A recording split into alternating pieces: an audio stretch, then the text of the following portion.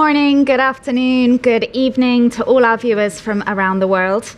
And I'd like to extend a hugely warm welcome to Adaptation Without Borders, a new era in international cooperation on climate change, a high-level event in the EU Pavilion at COP26, convened by the Directorate General for Climate Action of the European Commission and the Adaptation Without Borders Global Partnership.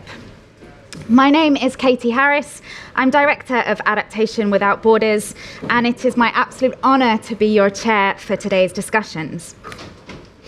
We live in an interconnected and interdependent world where the impacts of climate change can cross borders and cascade across continents. Tackling this next generation of climate risks, which stand poised to become a defining issue for climate diplomacy in the years ahead, requires a step change in ambition and action on adaptation and a much more collaborative approach to adaptation. We are here today to discuss the opportunities we need to harness to usher in a new era of international cooperation on adaptation, and each of our speakers will share their reflections and perspectives in turn. We'll hear first from Frans Timmermans, the European Commission's Executive Vice President for the EU Green Deal, who will open our event. We'll then hear from four high-level speakers on how we can strengthen cooperation on adaptation. First, from a national and regional policy perspective, then on the role of the private sector, and then we'll hear about one of the world's foremost transboundary adaptation initiatives in practice. This will bring together Teresa Ribera, Deputy Prime Minister of Spain and Minister for the Ecological Transition and Demographic Challenge, Barker Masai, who will be representing the African Union Commission here today, John Haley, Chief Executive of Willis Towers Watson, and Abdoulaye Dia, Executive Secretary of the Pan-African Agency for the Great Green Wall, who will be joining us today live from Senegal and speaking in French. Following their remarks, Ayman Chekaway, Adaptation Without Borders Global Ambassador, Senior Manager at the Mohammed VI Foundation for Environmental Protection and COP22 Special Advisor, will tell us a bit more about Adaptation Without Borders, the partnership we are launching here today. And we'll then turn very briefly to Jorge Martin, illustrator and graphic recorder, who will be transforming our conversation today into a highly visual and long-lasting summary. And we'll end with some closing remarks from Cecilia da Silva Bernardo, co-chair of the UNFCCC Adaptation Committee, on why multilateral processes such as the UNFCCC are important for enabling cooperation between parties, particularly in light of the global goal on adaptation, which is at the heart of negotiations on adaptation here in Glasgow. So just before we begin, I'd like to remind everyone that this event will have simultaneous interpretation in both English and French, so do make sure that you're tuned into the right stream on the platform, and to encourage you all to post questions and comments for our panelists throughout the event in the live chat, and we'll do our best to make time for them. So without further delay, I'm absolutely delighted to turn to Frans Timmermans, the European Commission's Executive Vice President for the EU Green Deal, to provide some opening remarks. Thank you. Please, Mr. Vice President. Thank you very much, and good morning to all of you. It really is a pleasure to be here, and for some reason I've got this David Bowie song in my head all the time, Absolute Beginners. It sounds an appropriate song for this event, because we begin, I hope, a very fruitful cooperation today. You know, if you look back a couple of years, adaptation was sort of the afterthought. We would say, you know, what we need to do is to make sure we stay within the boundaries that were set by Paris, and that means reducing our emissions, and don't talk about adaptation because it's sort of an admission of defeat if you need to adapt to climate change. We don't want climate change. Well, if anything has been made clear in the last couple of years, is that the climate crisis is upon us. It's already happening. And even with our best efforts, even if we can stay on track for the 1.5, the world will need to adapt to the fact that already now we will have some really erratic weather patterns. Seasons might even disappear. A Korean minister told me recently, in Korea we only have 2 seasons. We have summer and we have winter. We seem to have lost spring and autumn. I was in India and I was told about the monsoon that comes whenever it likes, not when it's planned, and lasts twice as long as usually.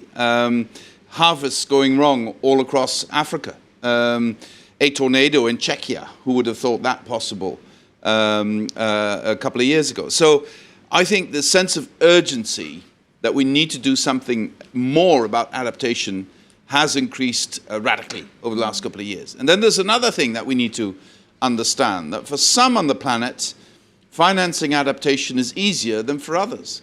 If you look at the efforts to combine, because now we know that it's 2 sides of the same coin, adaptation and mitigation.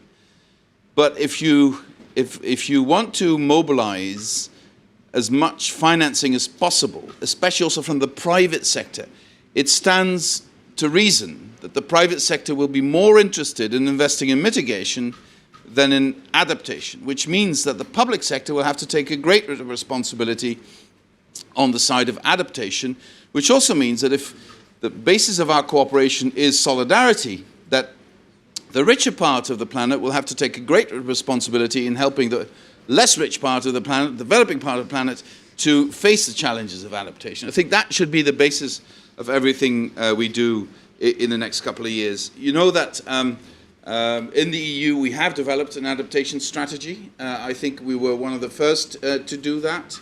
We will be operating on that basis. I think that we're also now the largest providers of public finance on adaptation, but I don't say this out of complacency. I say this because I want you to understand that we understand the urgency of the matter. As the adaptation strategy notes, and you'll hear from the panelists today, this effect of climate change can create knock-on effects that cross countries and continents.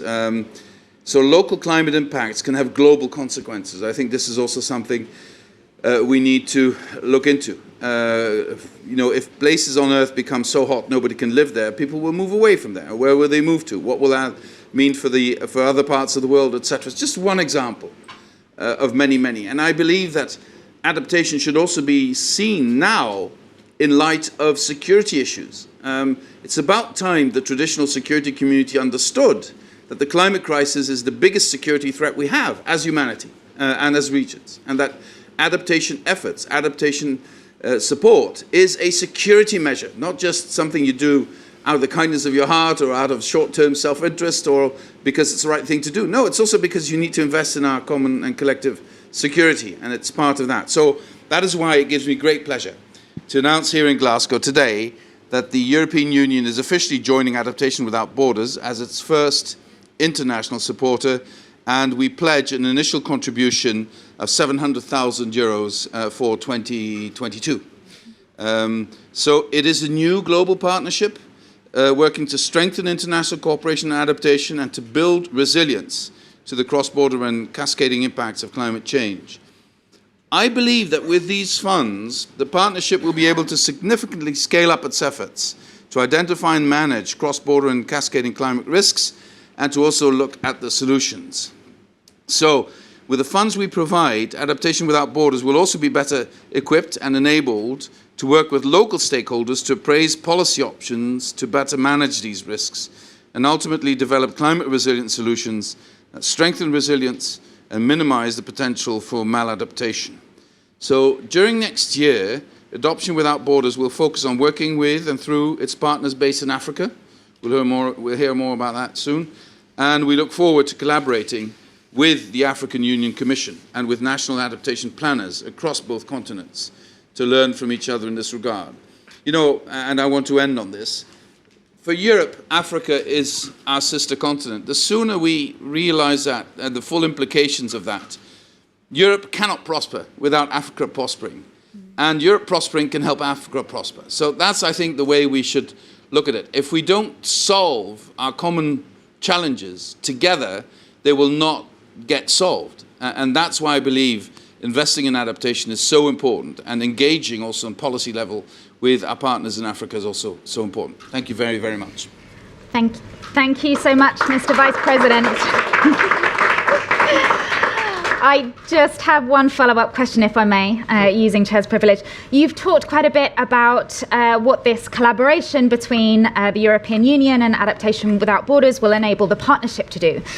Could you just reflect, maybe perhaps for one more minute, on why this partnership is so important to the EU? Well, because for me, it is clear that many of the direct consequences of the climate crisis are felt more in Africa than anywhere else at this stage. So providing options for solutions in Africa, whether it's the green wall, whether it's new ways of retention of water, whether it's new ways of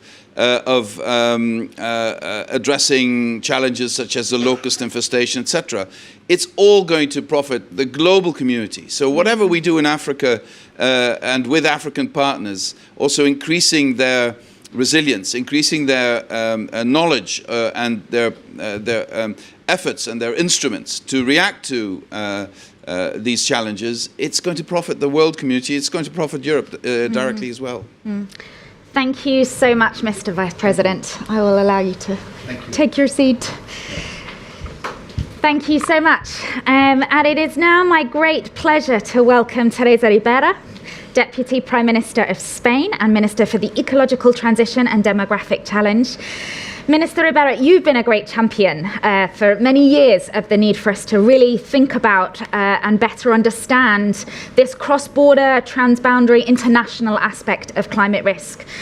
Can you talk to us a little bit about sharing your perspective from a national level about why do you think it's important that parties to the Paris Agreement better understand these sorts of risks, whether you think governments have enough information to help manage these risks in the future, and what do you see as the needs and opportunities from a government perspective to strengthen cooperation to manage these risks? We'd love to hear a few of your thoughts. Thank you so much. The first thing I would like to say is that I am very happy because of the launch of this initiative. I think that it has been very long since we knew that we needed to have something like this. First, because there was this general idea that adaptation was local business, and that's all. And in fact, we have gone through this very dramatic experience of understanding how small and interconnected the world is. And this image of a big cargo ship being trapped in the Suez Channel shows to what extent everything can change, and we can have big problems if we do not pay attention to the impacts of something happening elsewhere in our own economy, in our own society, and the other way around. I think that now we know that whatever climate impacts may happen wherever, there may be connections to whatever it happens next to ourselves. So this combines the need to have this general perspective from a regional approach, as the Commissioner, Vice President Timmermans was stating, and to what extent this is something important for the European Union, and we, being neighbors of Africa, are convinced that this is very important, as he has stated. And second, from the national perspective, to pay attention and to understand and to anticipate what it may mean in our own national policies. So to what extent our national adaptation measures can impact elsewhere, because what we do may have an impact in our neighbors, or to what extent whatever it happens elsewhere may have an impact in our own needs or in our own evolutions for the time to come. The new regulation measures happening at home may have an impact in transboundary effects and the other way around. But I think that we still need to work on a better learning, a better assessment on what we are talking about. And this is something that in some countries has been happening for a while. So the expertise showing how we can measure, how we can count on a set of indicators to help us to prioritize where we want to invest and how we can relate to other impacts. But in many other countries, this is not an easy exercise. And we need to go all along together to facilitate this assessment elsewhere and to combine this assessment at home. We have already done it in our National Adaptation Plan. There is a special chapter dealing with transboundary effects and how we should be paying attention on what we do and what happens elsewhere. And to my mind, and this could be my last comment, it is something where the international cooperation is particularly important. I'm convinced that this is going to be the nutshell of our conversations from now onwards. How we can cooperate, not only because of a question of climate justice, as the Vice President of the Commission was saying, but also in terms of security and in terms of economic and social wisdom. I think that the better we prepare our understanding, the better we could be ready to face the impacts and to lower the cost and the suffer connected to climate impacts. Thank you so much for laying out the challenge before us, but also some of the opportunities, as you say, that present themselves to really strengthen cooperation to manage these sorts of risks in the future. I have one follow-up question, which is less from a national perspective and more about the role that you are playing here in Glasgow. And we've heard that you've been tasked by the COP presidency to co-facilitate negotiations on adaptation with the Maldives, with a special focus on the global goal on adaptation. And I would love to hear whether you think that the global goal presents an opportunity for us to work towards building more genuine global resilience to climate change that accounts for these sorts of cascading risks, that means we have a resilience that is more than the sum of its parts from resilience at the national level. Would you have any comments or reflections on the opportunities the global goal presents? Well, I think that it is very true what you say, and this connects to this idea of going beyond the understanding of adaptation being local. Yeah. And it's true that this is something that was reflected in the Paris Agreement, but it has not been developed as much as it should be, partly because it is complicated. The impacts of climate change can vary a lot from a country to another one, and there is a lack of focus, understanding, and preparedness to prioritize how we can tackle that and how we can get a general stocktake on what does this mean in the different interlinkages around the world. And secondly, because it is very emotional for obvious reasons. So sometimes the connection between the intellectual and the expert understanding with the political priority that it should have is not easy to be combined. But my impression is that it is time to avoid adaptation being lagged behind the rest of the main general action priorities in the climate agenda, and that people is willing, the different countries, the different parties are willing to support and to develop this piece. Thank you so much, Minister Rivera. And absolutely, this isn't a conversation about adaptation not happening at the local level, but it's about equipping our local adaptation planners and decision makers with the global outlook, with the information they need to help them to manage these risks, which are very much at an international scale. Thank you so much.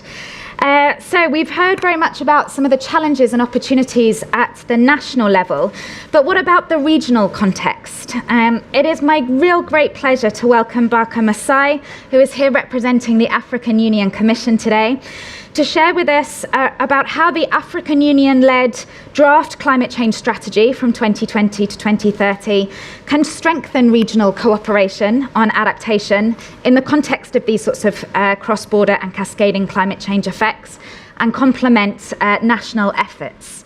Ms. Masai, would you like to say a few words? Thank you very much. I'm Barka Masai. I'm the Blue Economy Advisor at the African Union Commission, and I'm here representing Her Excellency Ambassador Josefa Sako, the Commissioner for Agriculture, who unfortunately could not be here. And she's one of the main champions of adaptation, which is something that Africa has always said is extremely, extremely important for the continent, given that we are the continent with the least emissions, but with the highest impacts. So we are very pleased as the African Union Commission to be here, to be part of this event, and we really welcome this initiative. So in terms of what we wanted to say, the COVID-19 pandemic has made it clear that the forces of globalization can pose a risk as well as an opportunity. And it is becoming increasingly urgent to acknowledge and address in the context of climate change too. This is something that Africa has been saying for a long, long time. We are here today to talk about how the impacts of climate change can cross borders and cascade across continents, and the forces that connect Africa with the world as a major trading partner, as a resource base for the world, and a driver of the global economy, for instance, can also expose our continent to the risks of climate change from afar. This means that the consequences of climate change can be felt very acutely within the region, even when they are initially experienced in other countries, other continents, many thousands of miles away, undermining food security or livelihoods, for instance, especially for women, especially for our young population. The impacts of climate change can also cross borders within the region, and this has implications for security, as has been mentioned. And I think we all have a few specific regions in our mind as we talk about this. Intra-African trade is increasing, especially now that we're talking about the African Continental Free Trade Area, as are the levels of intra-African investment and cross-border transport and energy infrastructure. And this also adds enormous pressure on our natural resources as well. These regional and global forces pose a new challenge for adaptation that has yet to be fully acknowledged or understood. Again, I think you mentioned data, the information gap, which is very important as well. We need to increase the importance of regional and global coordination of adaptation to address climate change risks of common concern. Now, many examples of regional cooperation are underway to manage climate risks in Africa, which can be built upon, such as IGAD's Drought Disaster Resilience and Sustainability Initiative to end drought emergencies. And as you know from the latest IPCC report, these emergencies are set to increase drastically on our continent. Or indeed, the Great Green Wall Initiative, which you will hear more about shortly. And today, I also want to highlight the important role that the African Union has to play in coordinating adaptation within the region. Already, we have been advocating for adaptation funds, adaptation technology, and also integrating women and youth in adaptation strategies for a long time. Most African member states have produced national adaptation plans or are in the process of doing so. Most countries have highlighted adaptation as a key priorities in their NDCs, which they have also gone so far as to review. And the business of implementing adaptation at the national and local scale is fully underway across the continent. To complement these efforts, it will be important to have a strategy that looks across national levels, that accounts for cross-border effects and how regional cooperation on adaptation can add value to national adaptation efforts. Indeed, many African countries have raised cross-border issues in their national adaptation plans and are showing interest in the topic of cascading climate impacts. Now, the draft African Union climate change strategy, which is being finalized now after several rounds of consultations and iterative dialogue, provides an opportunity to consider how Africa can strengthen collaboration to address adaptation in the context of cross-border and cascading climate change effects. Thus complementing national efforts. And this strategy also looks at the different priorities of different stakeholders, so that is really, really crucial. Now, this will require regional cooperation and greater international action and support, meaningful action. It also requires enhanced capacities to identify and assess cross-border climate risks and to co-create tools and guidelines to strengthen the management of these climate risks in the future, in the near future and in the present. The African Union recognizes this challenge and therefore looks forward to working with its own member states and with our partners to raise awareness and mobilize a regional response to build resilience in line with our continent's priorities and the specificities that we have. Now, this challenge of adapting to cross-border impacts should provide a new motivation to increase ambition on adaptation finance. Finance is really so important to meet the goals set out by the chair of the African Union, for this year, His Excellency President Felix Tshisekedi, of raising 12.5 billion euros from the international community to contribute to adaptation in Africa over the next 5 years. Now, through the work of Adaptation Without Borders and other partnerships and initiatives, many non-African countries will learn how they depend on the success of adaptation in Africa for their own climate resilience as a result of shared trade, financial flows, and other interdependencies. This means donors should redouble their efforts to support adaptation in Africa and to cooperate with African countries to implement the global goal on adaptation in the Paris Agreement. To conclude, raising finance is even more important and challenging as Africa responds to the devastating impacts of the COVID pandemic across the region.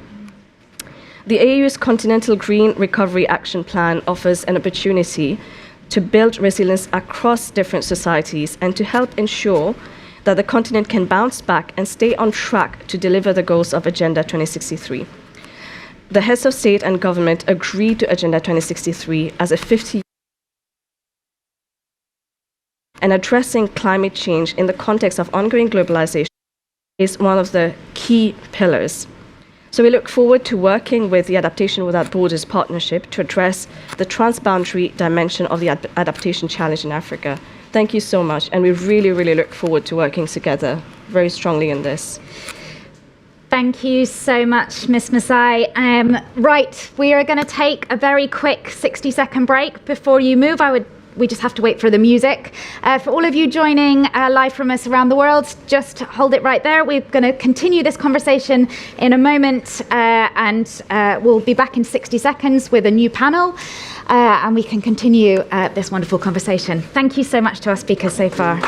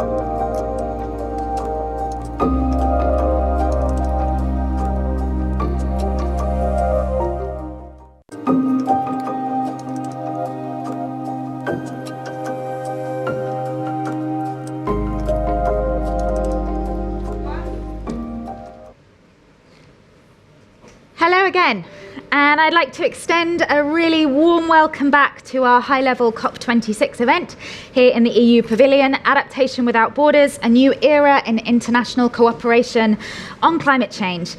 And it is a total treat to be continuing this wonderful conversation we've been having, which wouldn't be complete without hearing a perspective from the UNFCCC. And so it is my great pleasure, without further ado, to introduce Cecilia da Silva Bernardo, co-chair of the Adaptation Committee, to provide some remarks on why multilateral processes are important for enabling cooperation between parties on adaptation, particularly in light of the global goal on adaptation that we were talking about just a moment ago. Cecilia, the floor is yours. Good morning, everyone. It's my pleasure to thank the EU for this invitation. On behalf of the Adaptation Committee, I would like to say that we are very glad to share with you a few words on the work we have done so far and that can contribute to the work you are doing. So to say that while adaptation has long been seen as a primarily local endeavor, the Paris Agreement clearly underscored the global nature of the challenge and established the global goal on adaptation of enhancing adaptive capacity, strengthening resilience, and reducing vulnerability to climate change. Article 7 of the Paris Agreement also frames adaptation as a global challenge faced by all, with local, subnational, national, regional, and international dimensions.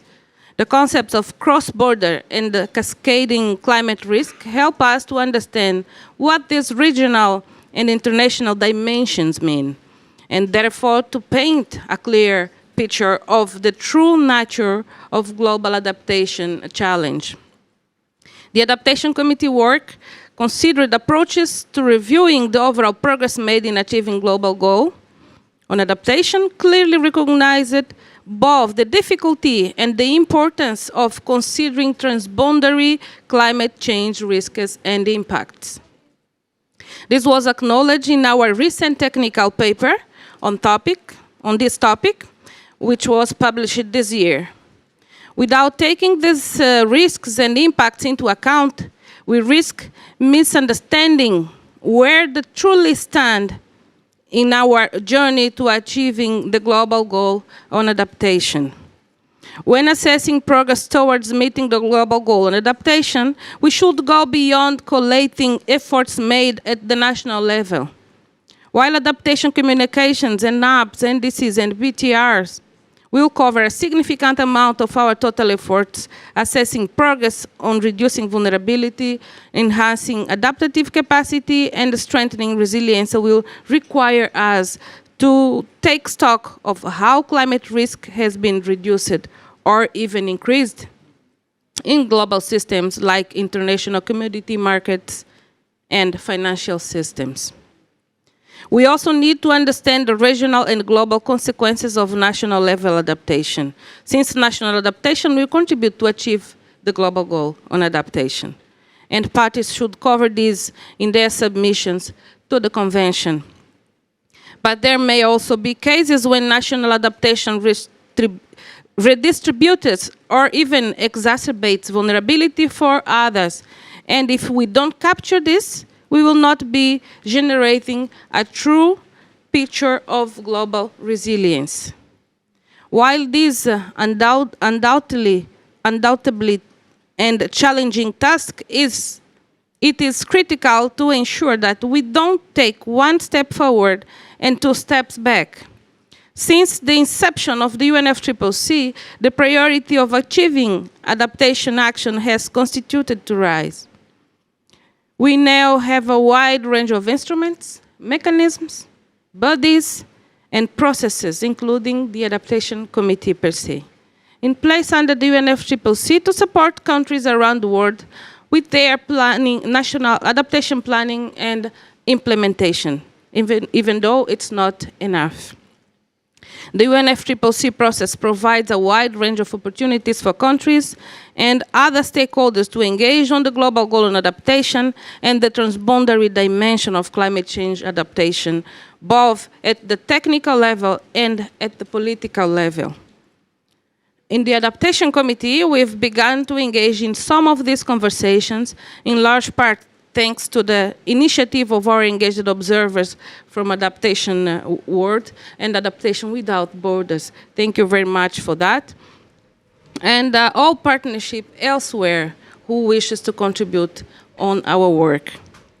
But there is potential for additional discussions and the work to take place, including through events such as this one we are here attending today, and through the bodies, networks such as Nairobi Work Program, and other processes under the UNFCCC. We invite Adaptation Without Borders and all of stakeholders who will participate in the dialogues and processes that will happen as a result of this partnership with the European Union. And closing, we would like to continue come forward with specific ideas on how progress can be assessed towards meeting the global goal on adaptation and to continue and upscale the engagement of the Adaptation Committee work with your work, Adaptation Without Borders. The UNFCCC, it's open always to continue to work together with you. I thank you once again on behalf of the Adaptation Committee for providing this space where we can share a few words on the work done so far. And also thank you all, and excuse myself, I will have to leave running because informal consultations on the global goal on adaptation are taking place. I just excused myself from the room to come here and I need to go back. Thank you very much.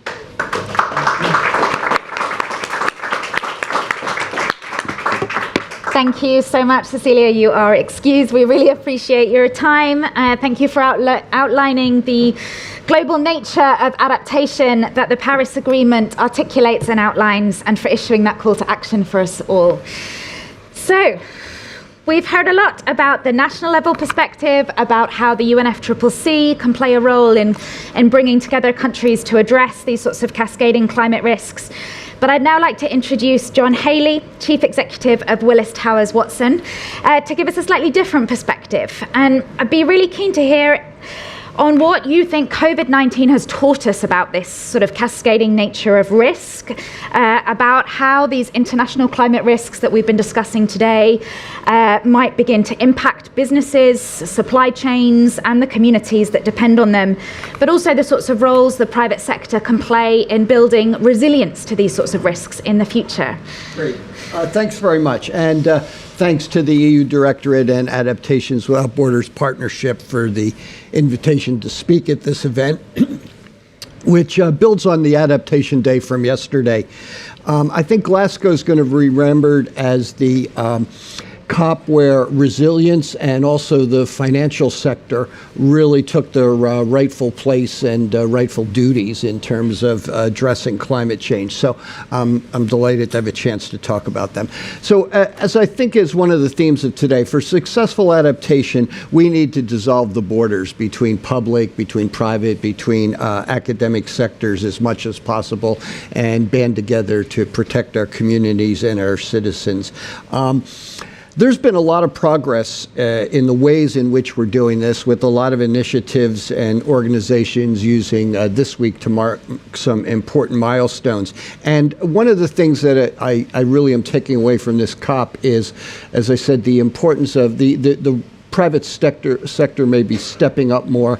And one of the themes I'd like to develop is we're actually using market forces to address this. And I think that's the secret to really achieving things. I'd like to highlight maybe 5 initiatives that we have going on that are around partnerships. So first, and this was here in Glasgow yesterday, the Global Resilience Index Initiative was launched. And the purpose of this is to provide comprehensive and consistent physical climate risk information for all countries by COP27 in Egypt.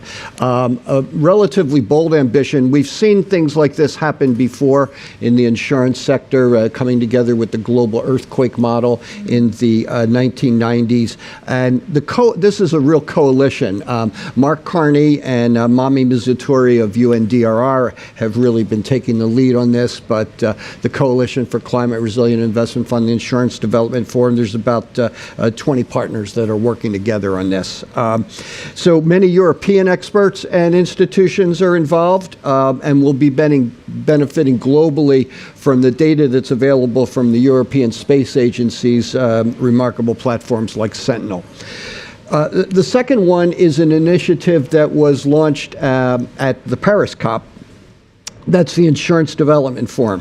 So the Insurance Development Forum is, again, a classic partnership. It's chaired by the insurance industry, by the UNDP, and by the World Bank, and it operates as a true borderless entity. It's focused on closing the protection gap in all countries, but especially those included in the V20 group of the most climate vulnerable countries. And it's had the sustained support of the German government, of industry, and of public partners. It's working to bring climate risk protection to an additional 500 million people by 2025. And so insurance and reinsurance are by their nature global risk-sharing systems, and this is a perfect outgrowth of that. So the third one I'd like to focus on is the Coalition for Climate Resilient Investment, and I have the good fortune to chair this initiative. It's we announced it at the UN Climate Action Summit in 2019. So it's just over 2 years since we've done that. It has about 60% private folks, but a number of governments and then also multilateral agencies.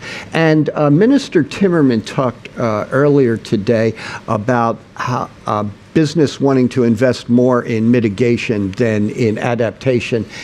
And there's merit to what he said, but actually part of what we're trying to do with the Coalition for Climate Resilient Investment is to address that, and specifically in the area of resilient infrastructure. And our fundamental belief is that, in fact, resilient infrastructure, the costs of it, the extra money to build something in a more resilient fashion, are evident and are apparent, but the benefits are not.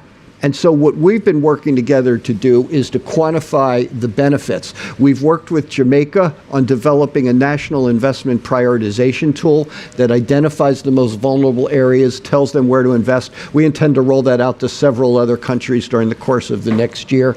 We also work to develop this physical climate risk assessment methodology, which will provide a comprehensive picture of where risks are. But most important, perhaps, we're developing standards for resilient investments. So we have in our coalition, we have engineers, we have construction companies, we have investors representing $20 trillion of investment, and we have governments, California, the UK, Canada, all sorts of governments around the world, and then the multilateral agencies. So we're very excited about what that can do, and frankly, we think that if we can make these physical risks we can quantify them better and make them apparent, but make the benefits of investing in this apparent. Incentives will be for private sector to invest much more in that. So 2 quick other ones. Nature-based solutions. We're very excited about this area, especially since we introduced at the World Ocean Summit in 2018 a global reef insurance facility. We've seen a lot of advancement in the protection of both marine and terrestrial ecosystems during the past several years, from the Philippines through Pacific Islands, California, Florida, where I live, in the Caribbean. Just last Friday, we committed to enhancing our partnership with the Ocean Risk and Resilience Action Alliance and playing a leading role in their SCIF, the Sea Change Impact Financing Facility, to bring things up to the scale required. So ORA is just another great example of a partnership that hinges on cross-border cooperation. So number 5, I talk about governance. We're seeing unprecedented coordination here, and I'd mention the Cambridge Institute for Sustainability Leadership, which is brought together 20 actions for sustained governance. Fantastic. Thank you so much, Mr. Haley. And Adaptation Without Borders certainly looks forward to really working with and in partnership with these initiatives.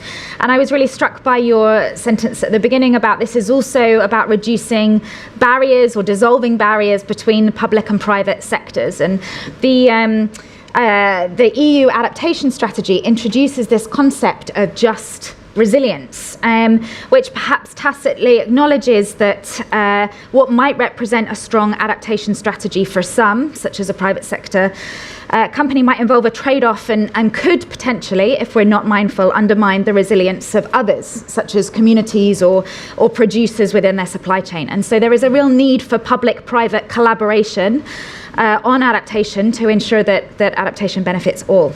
Thank you so much. John, I am now going to turn to Professor Abdoulaye Dia, who is Executive Secretary of the Pan-African Agency for the Great Green Wall. He is joining us live from Senegal, so bear with us, there might be a slight delay, but I can see him up on screen here. Professor Dia will be sharing his thoughts with us today on how adaptation programs can build resilience to climate risks at multiple scales and drawing on recent developments and standout achievements of the Great Green Wall as an initiative that really does truly represent adaptation across borders. We'll hear how shared exposure to climate risks can generate also shared solutions and co-benefits. So, Professor Dia, we're absolutely delighted to welcome you here to this event today, and we really look forward to hearing from you. And for those of you who don't speak French, or if it's a little rusty like me, please tune in to the interpretation online. Merci beaucoup. Je voudrais remercier donc les organisateurs pour m'avoir donné cette opportunité d'échanger sur la Grande Muraille Verte et le programme Adaptation sans frontières. Il va de soi d'abord que Adaptation sans frontières, si vous regardez la Grande Muraille Verte, c'est au cœur même des objectifs de la Grande Muraille Verte. Parce que la Grande Muraille Verte, c'est un exemple de coopération régionale, liant 11 États membres qui sont parmi les plus affectés par les changements climatiques et les risques écologiques.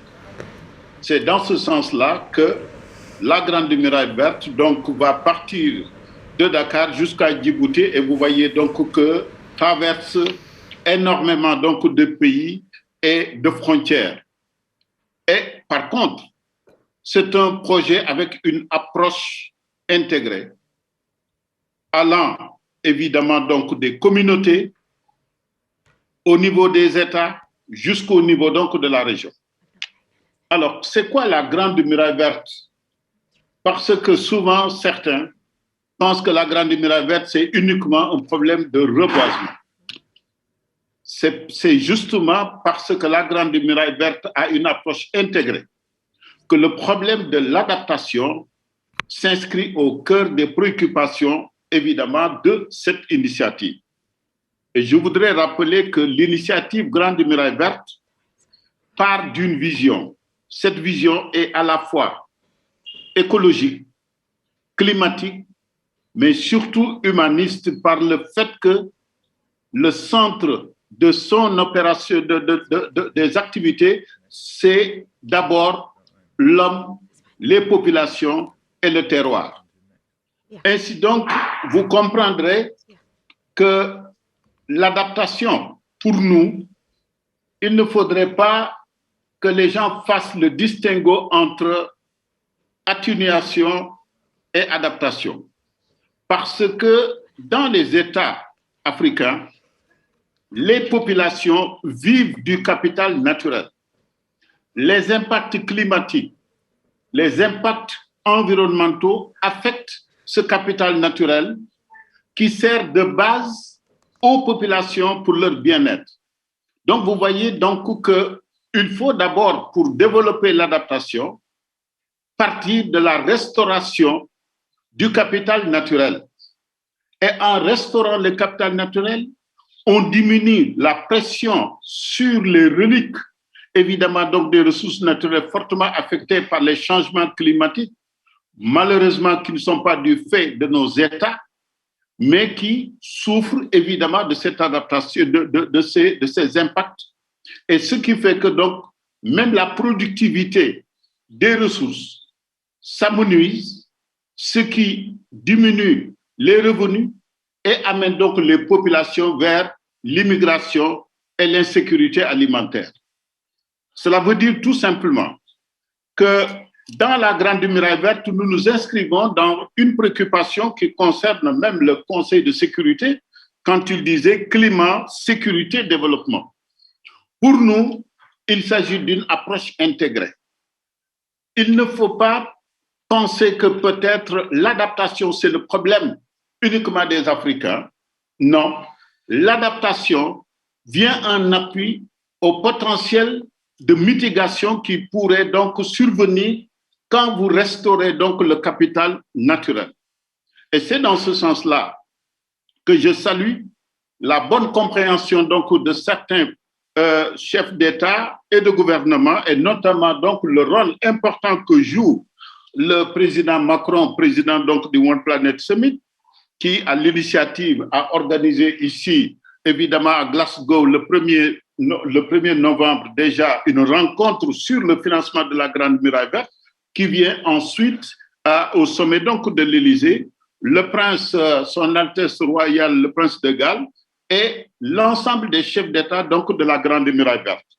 Alors, pour revenir à notre sujet, je voudrais faire comprendre que l'initiative de la Grande Muraille Verte a d'abord comme préoccupation et comme portefeuille non seulement les problèmes de la restauration.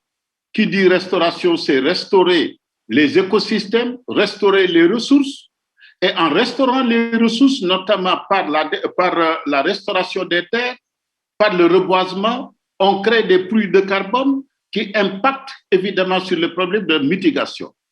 Deuxième élément, il y a également le développement et la réduction de l'empreinte carbone à travers l'installation et l'optimisation, évidemment, donc, des énergies renouvelables. Et donc, pour nous, l'approche adaptation puis résilience, c'est au cœur de nos préoccupations. À l'échelle des territoires, il faut toujours partir de ce qu'on appelle un projet à impact à l'échelle du terroir. Il ne s'agit pas de faire de grands projets qui n'impliquent pas les populations, parce que les populations doivent être acteurs, doivent être bénéficiaires et donc doivent être également parmi la population qui doit relayer et comprendre ce que ça veut dire, ces notions donc d'adaptation, etc., et en bénéficier. Pour terminer, je voudrais appeler à une réalité. On est en train donc de mobiliser beaucoup d'argent à travers des annonces.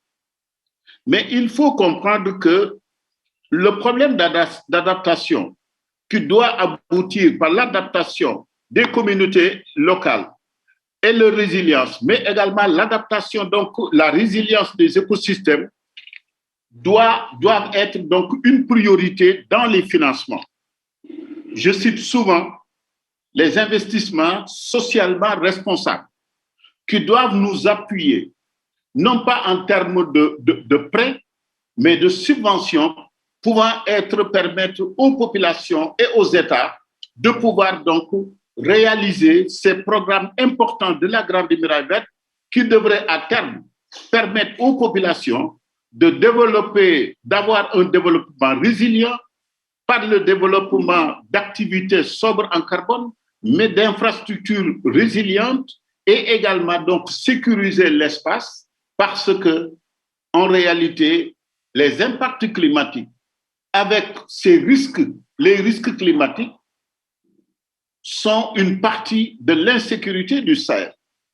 Et pour pouvoir y trouver une solution, la Grande Muraille, de par ses programmes, de par son approche, est une solution centrale pour sécuriser évidemment donc l'espace Sahel en assurant évidemment le développement socio-économique. Ce développement socio-économique se conjugue en termes donc d'adaptation, de programmes d'adaptation à impact sur les populations et également dans leur environnement et la restauration et du capital naturel qui constitue le vivier qui permet à ces populations de survivre et également de se développer.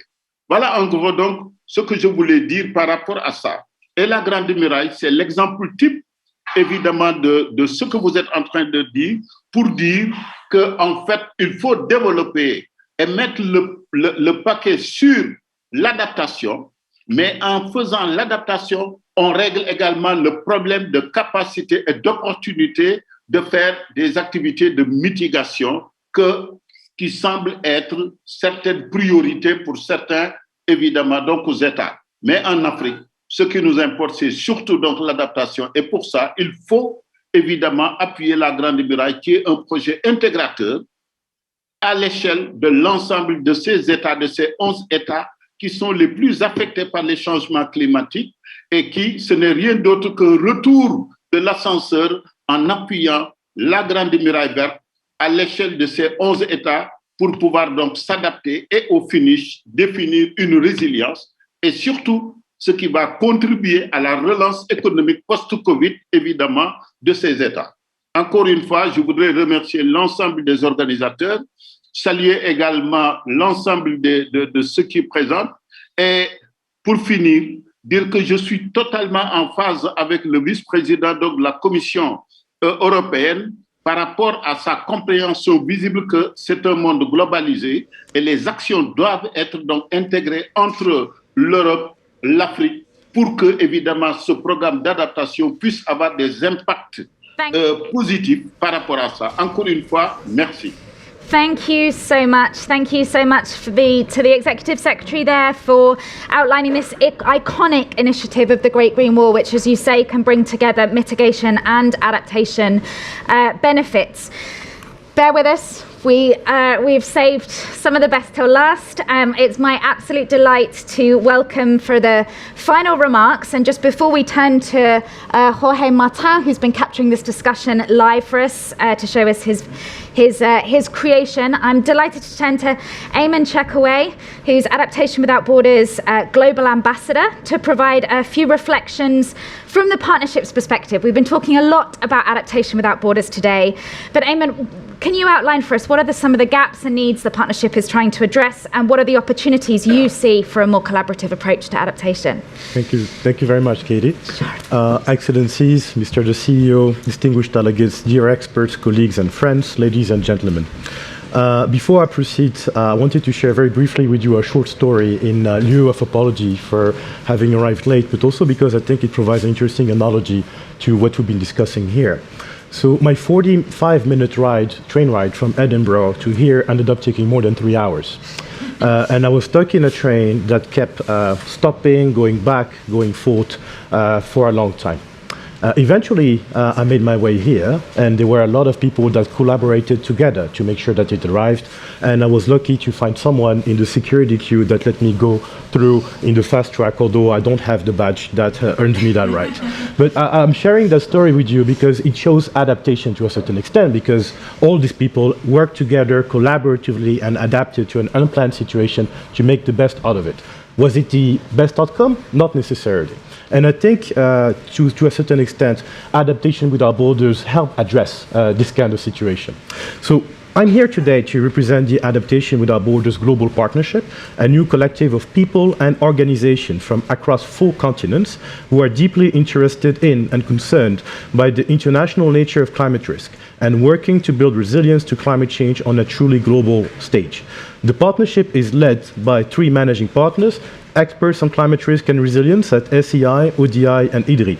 A further 9 partners, a list that is growing, bring extensive regional expertise from West Africa to the Asia Pacific, from the Hindu-Kush Himalaya to the Caribbean, covering the perspective of the private sector, the understanding of legal and regulatory frameworks, and critical on-the-ground experience in adaptation programming. We came together to meet a growing demand from governments all over the world and to respond to a stark warning that current approaches to adaptation fall far short of what is needed to effectively manage climate risks in an interconnected world. Indeed, what connects us can be a source of vulnerability and risk. We all know how the COVID-19 pandemic has taken and continues to take advantage of that. But what brings us together is also at the core of our ability to rise to challenges and prevail. Our response to climate change can and must be concrete evidence of that ability. I would like at this point to acknowledge the engagement of Her Excellency, the Minister of Ecological Transition and Demographic Challenge of Spain in this session, who, together with Her Excellency, the Environment Minister of the Maldives, has been tasked yesterday by the Presidency with important tasks on adaptation at COP26.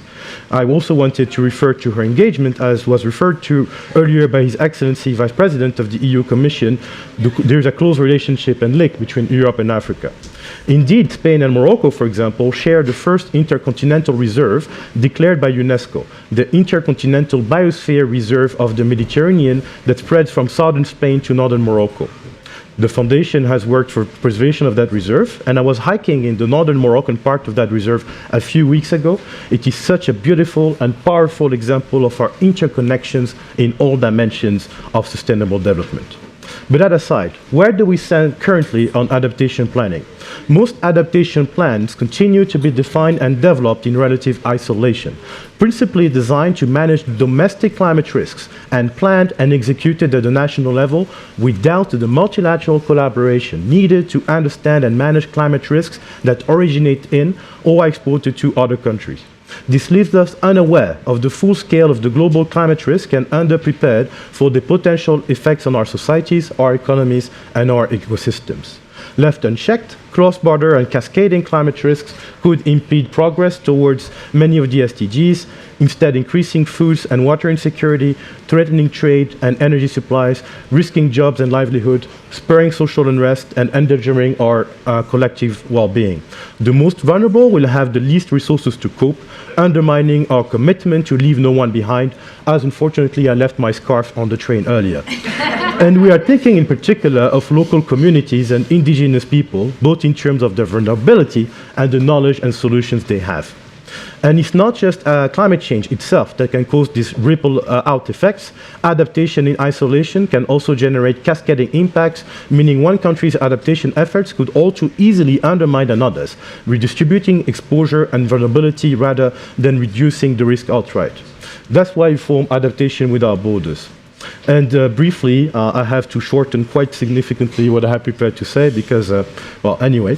And I'll briefly say that in the context of Africa in particular, there is, well, the very last word I'll say about this, there is an urgent need and a clear opportunity for multilateral cooperation around climate change and trade, working together so that everyone can benefit from the kind of systemic resilience adaptation could build. Towards that end, we look forward to working with other alliances and partnerships, particularly in Africa, and it will be the focus of the Adaptation Without Borders Global Partnership in 2022, as we heard earlier.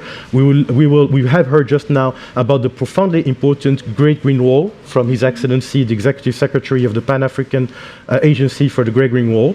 And when it comes to agriculture, there's also the AAA, Adaptation of African Agriculture Initiative. More broadly, there are regional commissions of the Congo Basin, Sahel, and small island states, among other equally important initiatives and partnerships, including youth-led one, such as the African Youth Climate Hub. Thank you, Katie.